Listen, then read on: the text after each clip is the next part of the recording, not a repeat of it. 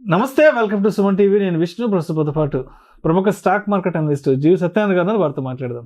Sir నమస్తే. Sir నమస్తే. సత్యానంద్ గారు, బడ్జెట్ అనౌన్స్మెంట్ తర్వాత బంగారం ధరల్లో భారీ ఎత్తున మార్పులు చేర్పులు చోటు చేసుకున్నాయంటూ కూడా మనకు పెద్ద ఎత్తున వార్తా కథనాలు వెలువడుతున్నాయి.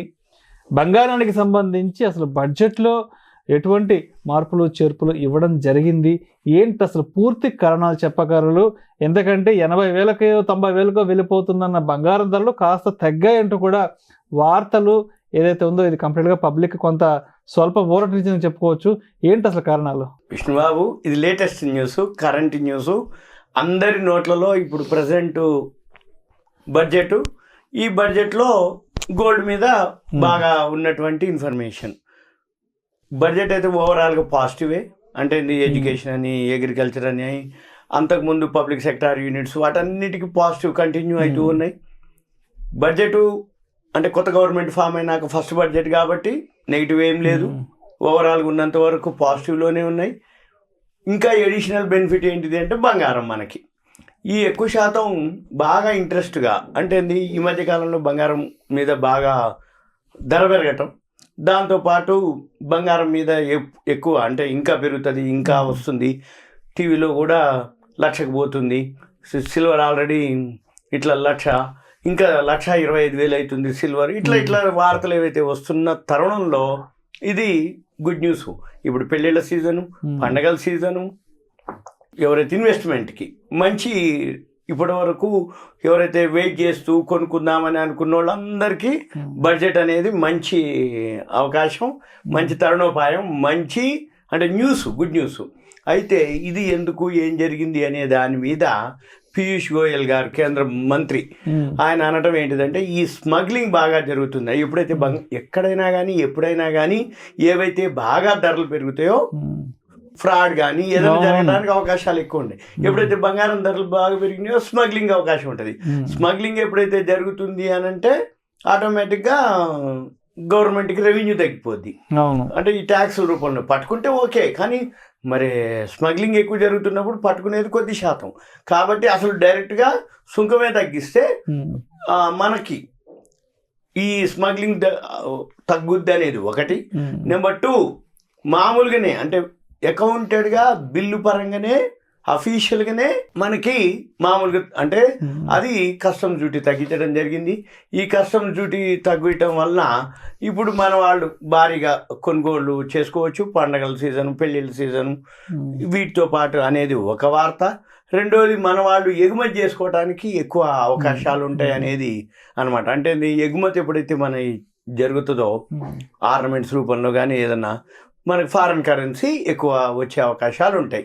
అయితే ఇవన్నీ కూడా నగల ఎగుమతిదారుల కోసానికి మంచి అవకాశం అనమాట. అందుకనే కళ్యాణ్ జ్యువెలర్స్, టైటాన్ షేర్లు ఇవన్నీ ఆల్రెడీ బడ్జెట్ తర్వాత పెరగటం జరిగింది. ఇప్పుడు ఈ దిగుమతి సుంకం ఇవన్నీ ఏదైతే తగ్గించడం వలన అక్రమ రవాణా కూడా, అంటే అక్రమ రవాణా అన్నా స్మగ్లింగ్ అన్నా సేమ్ అదే, దానికి అడ్డుకట్ట వేస్తుంది అనేది అనమాట. అయితే ఇప్పటికీ ఆల్రెడీ బాగా పెరగటం ఒక రీజను. వీటన్నిటితో పాటు ఈ మూలధన వ్యయాలు పెరగటం, ఈ ఆర్థిక వ్యవస్థపై ఈ బంగారం ధర తగ్గించడం వల్ల సానుకూల ప్రభావాలు ఉంటుంది అనేది ఒకటి. దీంతోపాటు తయారీ, ఎగుమతుల పెంపుకి ఉపయోగపడుతుంది అనేది, అవన్నీ గురించి పీయూష్ గోయల్ గారు చెప్పడం జరిగింది. ఎఫ్డిఐలు, ఫారెన్ డైరెక్ట్ ఇన్వెస్ట్మెంట్కి అవసరమైన ఏవైతే అనుమతులు కూడా దీంతో పాటు ఇస్తామని చెప్పడం జరిగింది. ఇక బడ్జెట్ అయితే ఓవరాల్గా అంటే ఏదైతే బేసిక్స్ అంటే దీంట్లో 2 డ్యూటీలు ఉంటాయి. కస్టమ్స్ డ్యూటీ ఒకటి ఉంటుంది, దీంతో పాటు agriculture infra and development cess అని ఒకటి ఉంటుంది. అది కలిపి ఉంటుంది. అంతకుముందు ఉంది, ఇప్పుడు కూడా ఉంది. కాకపోతే దాంతోపాటు ఇప్పుడు తగ్గించడం జరిగింది. కస్టమ్స్ డ్యూటీలోనే తగ్గించడం జరిగింది తప్ప agricultural infra and development cess మాత్రం అది యాస్టేజ్గా ఉంచడం జరిగింది. అయితే ఇప్పటి నుంచి కొంచెం కొనుక్కునేడానికి అవకాశం. అయితే మనం ఏం చూడాలి, ఇప్పుడు తగ్గింది కానీ ఇంకా తగ్గుద్దా ఒకటి. రెండోది, మనం కొనుక్కున్న వాళ్ళంటే సరే వదిలేయండి, కొనుక్కోదలుచుకున్న వాళ్ళు ఎంత కొనాలి, మొత్తం కొనాలన్నా, ఇంకా తగ్గుద్దా లేకపోతే ఆగుద్దా అనే దానికి ఇక్కడ ఏం జరుగుద్ది అంటే మనం గమనించాల్సింది వరల్డ్ మార్కెట్ ఇన్వెస్టింగ్.com అని ఒక వెబ్సైట్ ఉంటుంది. అది వరల్డ్ మార్కెట్లో గోల్డ్ సిల్వర్ ధర నిర్ణయించేటటువంటిది అనమాట. ధర లైవ్ మార్కెట్లో ఏదైతే ధరలు ఉంటాయో అవి అక్కడ లైవ్లో నడుస్తుంది.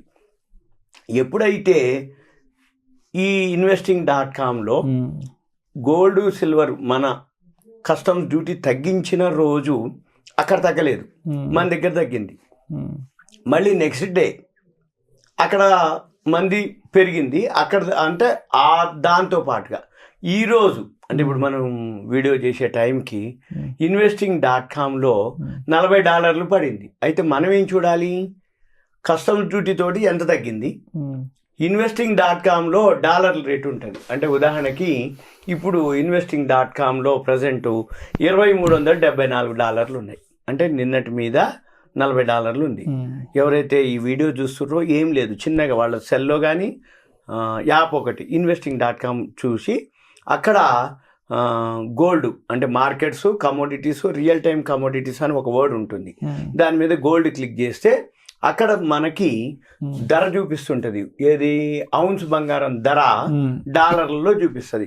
మన పని ఏంటిది, 2374 ఇప్పుడు చూపిస్తుంది. కానీ ఎప్పటికప్పుడు ఎంత పెరుగుతుందా తగ్గుతుందా అనేది కనుక గమనించగలిగితే దాన్ని బట్టే మళ్ళీ అంటే ఎందుకంటే ఆ డ్యూటీల మనం అడ్జస్ట్ అయిపోయింది, మార్కెట్ ఆల్రెడీ తగ్గించడం జరిగిపోయింది మనకి.